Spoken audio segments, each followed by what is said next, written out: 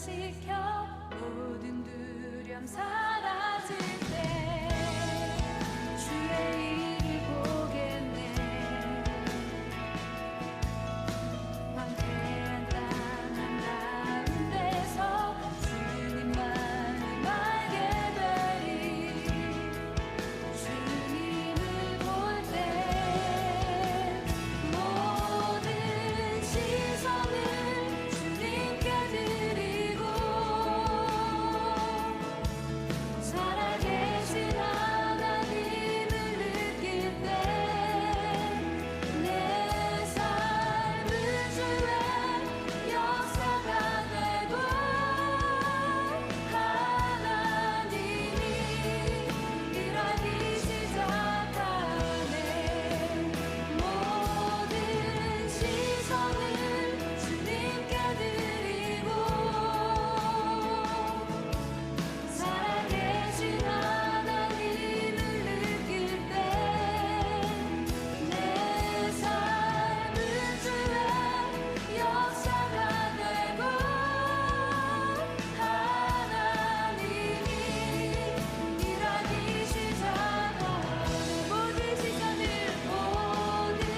시선을 주님께 드리고 정리같이 하나님을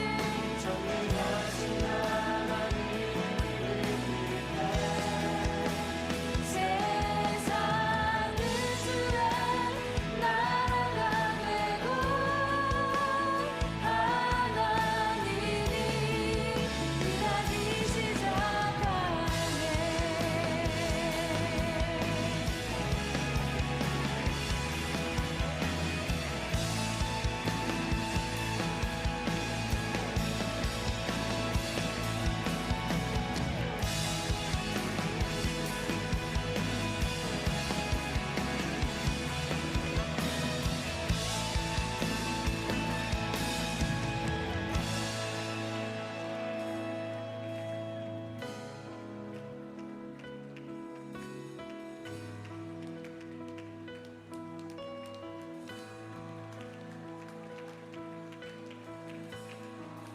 주님의 영광 임하네. 주 볼 때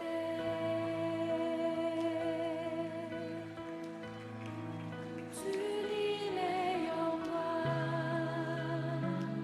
임하네. 주 볼 때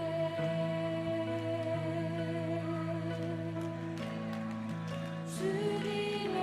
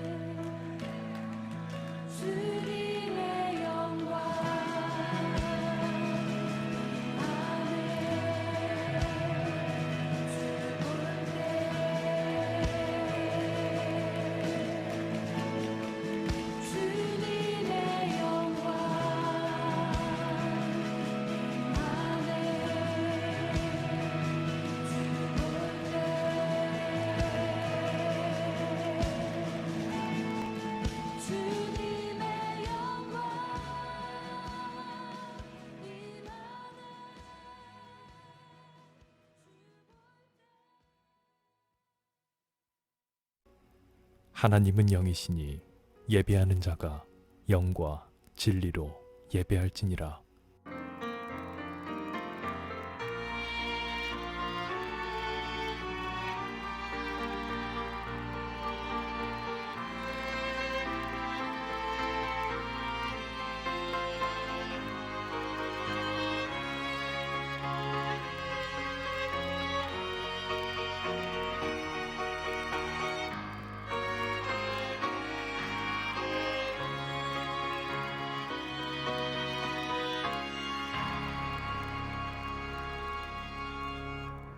사도신경.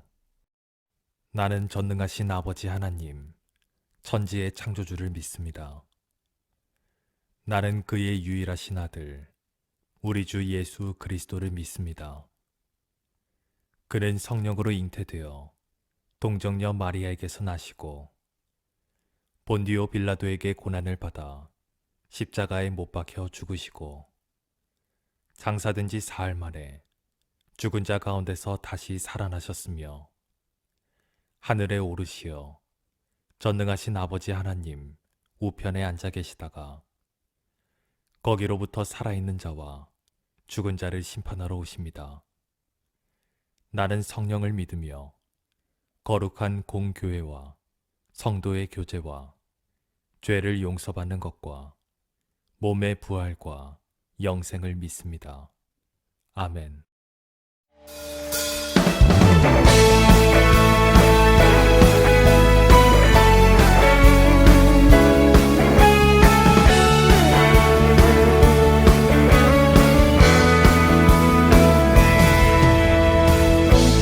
거리마다 기쁨으로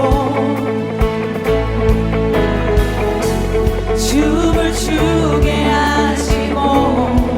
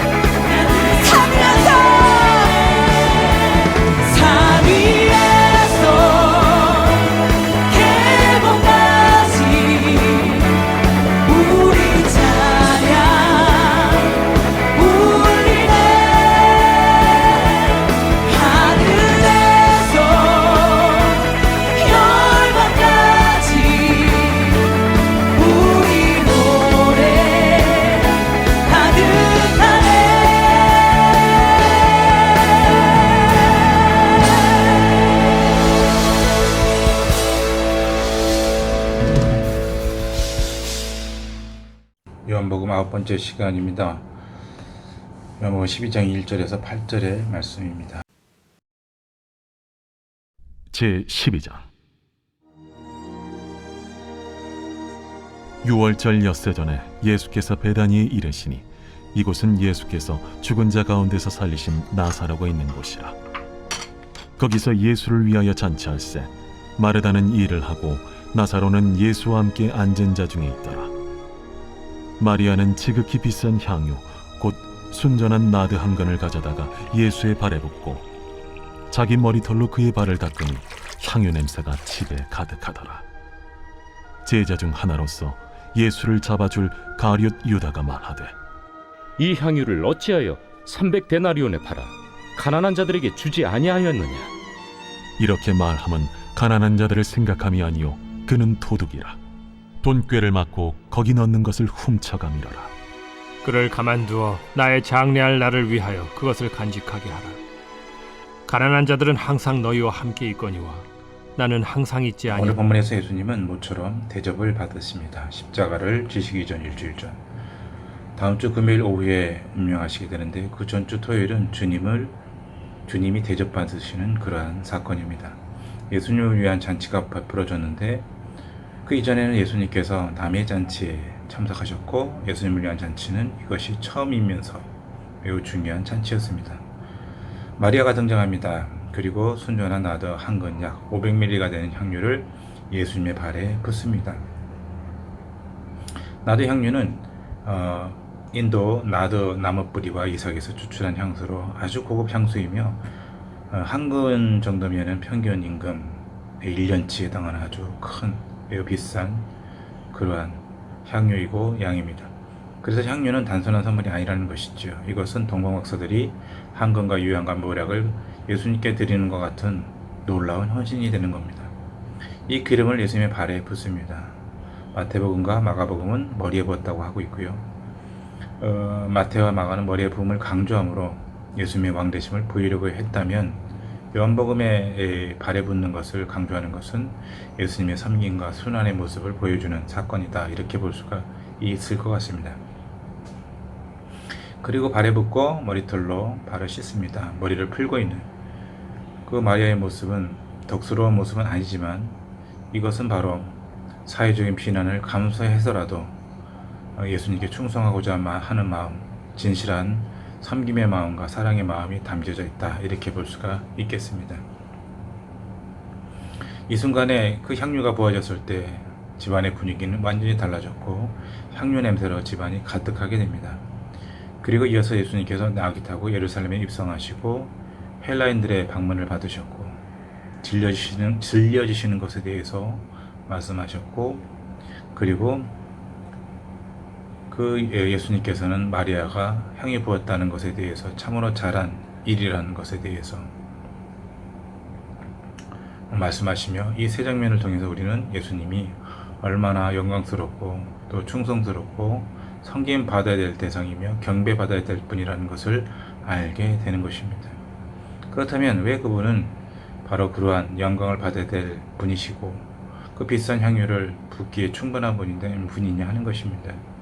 첫 번째는 그분은 겸손한 분이라는 것입니다. 예수님께서 영광을 돌리며 더 잘 섬겨야 하는 분이라는 것을 그분은 바로 겸손한 분이시기 때문이다라는 것을 그 이유로 달 수가 있겠습니다. 오늘 예수님께서 예루살렘에 입성하실 때 어린 나귀를 타시고 입성하십니다. 14절에 예수는 한 어린 나귀를 만나서 타시니 곧말을 타지 않으셨습니다. 많은 사람들을 대동하지도 않았습니다. 높은 사람들을 대동하지도 않았습니다. 장수의 말도 놀라운 큰 그리고 잘생긴 그런 말도 아니었습니다. 우리 예수님은 어린 나귀를 타고 가시고 있다는 겁니다. 바로 이것이 예수님의 항상 변하지 않는 모습이었고 흔들리지 않는 모습이었으며 바로 그것이 겸손이라는 것입니다.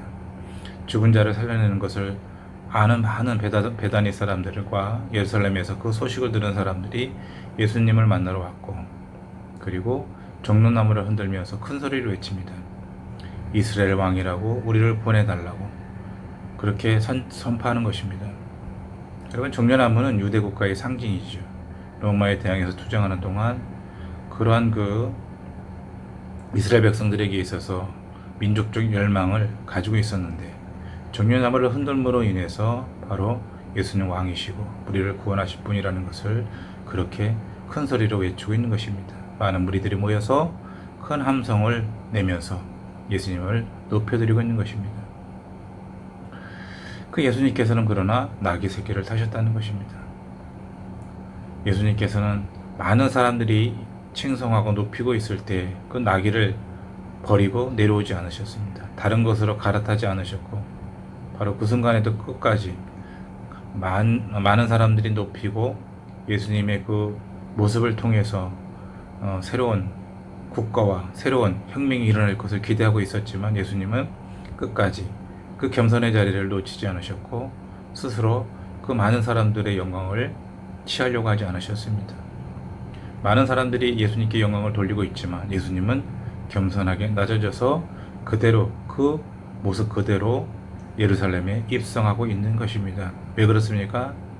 바로 그분은 오직 아버지만을 높이기 위해서 이 땅에 오셨기 때문에 그러한 모습으로 우리 가운데 보여주고 있는 것입니다. 우리의 삶에 있어서도 마찬가지입니다. 우리가 순간순간마다 교만해질 때가 있습니다.